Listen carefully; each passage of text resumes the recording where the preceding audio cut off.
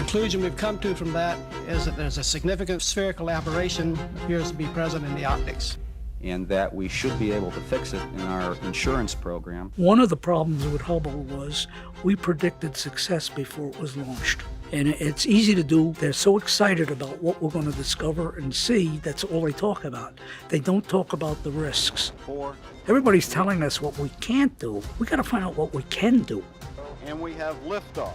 Liftoff of the Space Shuttle Endeavour on an ambitious mission to service the Hubble Space Telescope.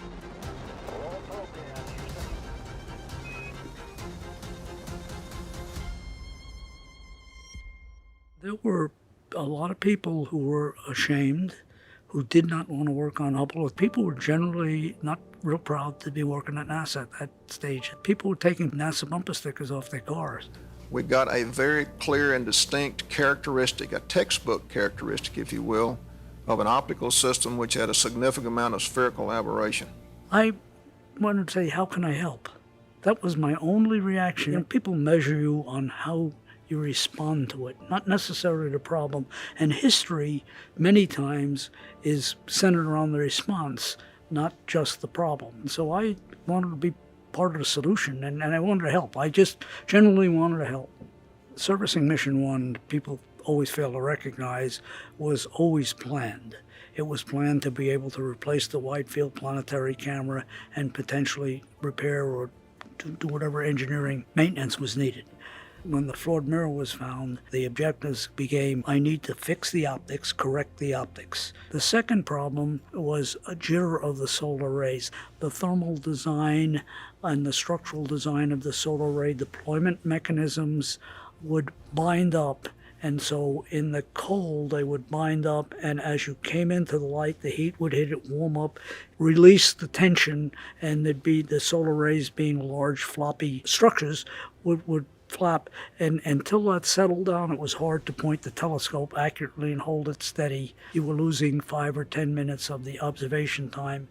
One of the things that we did as a team, the management team, we sat down and set out a strategy, because the first thing we had to do was also convince our stakeholders, particularly the scientific community, and then the Congress who was funding us, that we actually had a plan, could fix it, could do it on a schedule that was credible, and do it within the budget that we predicted for it.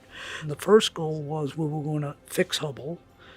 The second goal was very important to the scientific community. We weren't going to take any money from the next generation instrument development to solve the problem up front. We want to allow that to proceed. And then the third thing was we were going to ensure we did all the maintenance to extend the life that we would have normally done. We set those out, very clear objectives, and we invited the scientific community to review us and measure us on every decision we made. So that was an important part to start to build confidence that we had a plan in simple enough terms that everybody could look at it and judge our actions based on that. The public really supports a risk. They support risk takers, and they can even accept failure and allow you to try it again. But if you surprise them and tell them, I'm going to be successful, then have a failure, and then say, oh yeah, this was risky, you lose your credibility, they lose confidence in you, and they're also not really interested in being part of your team.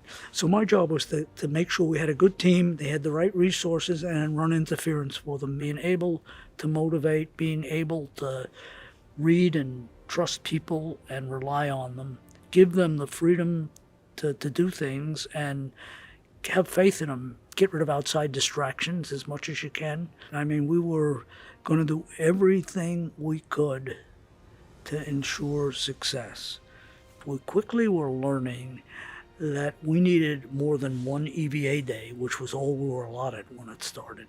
They hadn't named the crew. We were now going into June or July of 1991. No crew named. One EVA day. This isn't your regular mission. They tried to name the crew no sooner than 1 year before the mission. The reason they never named the crew early is because people get sick, people have problems, and by getting a crew name too early and starting to training, they would like to stay as close as possible to the launch date so to minimize the retraining and change out of crews. We tried to make the case. Then we began getting independent reviews. The administrator, Dan Golden, believe that it was very important, and he was right, that we assure we've done everything humanly possible in case it does fail. That nobody can point at us and say we took anything lightly. The importance of training and what we were doing, how long it was going to take, and we're 22 months before launch and made a plea to name the crew. So at the end of the 2-day review we got the crew named. We messed around with that for probably 6 to 9 months trying to get the crew named. So that was one challenge. The second one was the number of EVA days, and we used another review to point out that this is what needed to be done for, at that point we were still talking about mission success, and there's no way we're going to do it in 1 day and 2 days. And so we used the reviews to get an additional day, and we finally got to the 5 days. But those, to me, were the bigger challenges, was to get everybody lined up on the same page, believing what was needed, and then committed to executing what was needed for the success of the mission. And during that mission, I slept maybe two hours a night, maybe. We'd get off and we'd go have breakfast, and then I'd go back to the hotel, and then I'd always kind of hang awake until noon and see the briefing just to see what was going on, and then go back to sleep and maybe sleep for an hour or two. And it was hard. You were on adrenaline. And I don't think I slept the whole week very much. I had full expectation that we did everything was needed, that if nothing mechanically went wrong, in other words, or nothing operationally went wrong, that the outcome was going to be a clear image. Right out of the get-go, there were amazing imagery coming back. It wasn't a surprise to me. I had no fear that we didn't engineer something that was going to be a 99.9 chance. So I don't think discoveries for Hubble or most scientific observatories lead to answers.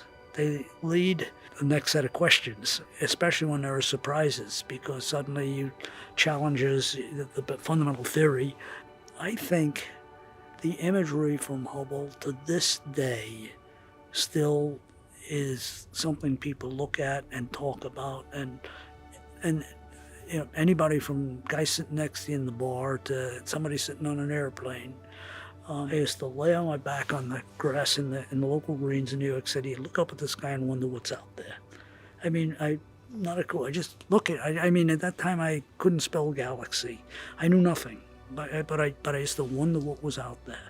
And that sense of wonder, you look at the Hubble imagery and it just magnifies it a million times. The wonder what all we don't know. We're just a little grain of sand, and not even in the universe. It may be opening a lot of young people's minds and having them pursue careers in areas because they now become curious. Hopefully history will remember not us by the problem we had with Hubble, but how we faced up to the challenge and did something about it.